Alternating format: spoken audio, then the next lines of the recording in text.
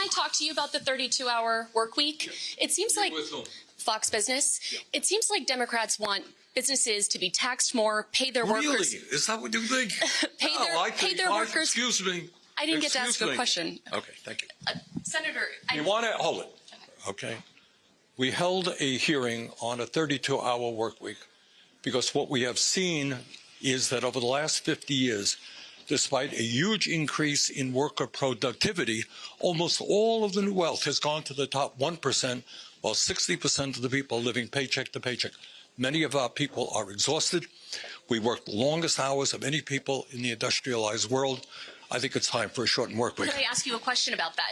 It seems like Democrats want businesses to be taxed more, that's not my assumption. Pay their workers more, lower prices, and now pay people not to work. You know what I would like to see? How are businesses going to survive that? That's the question. How can businesses survive all of those proposals? When Mr. Bezos pays an effective tax rate lower than the average worker, I think we have a real problem in our tax system. I think that billionaires have got to start paying their fair share of taxes. So that was Bernie Sanders arguing with a Fox News business host, and the argument was about whether or not Americans should go down to a 32-hour work week and make that the norm. 4 days a week, that's the new norm in America. And if you want someone to work 5 days, which they will, then you have to pay them overtime on that 5th day. That whole day is an overtime day. I think it's a great idea. Any loophole we can use to get more money in the pockets of Americans is a great idea, in my opinion.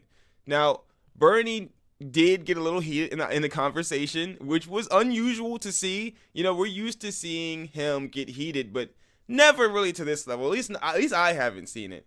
But I understand, right? Because this is a serious topic. When you're at work for 8 hours a day, 40 hours a week, and that's still not enough money, it's crushing. So I understand the fight. I understand what he's trying to do. And for those who don't understand, like we had a longer work week before. This isn't new. We limited to 44 at one point, and then we brought it down to 40 back in, I want to say, 1940. So it's been almost, 85 years, just about, and we haven't readjusted this at all. I think it's time to take a look at it and to go back and really readjust things, but that's not going to happen, because listen to this lady. Her whole thing is, well, who's going to pay for that? Who's going to pay for that?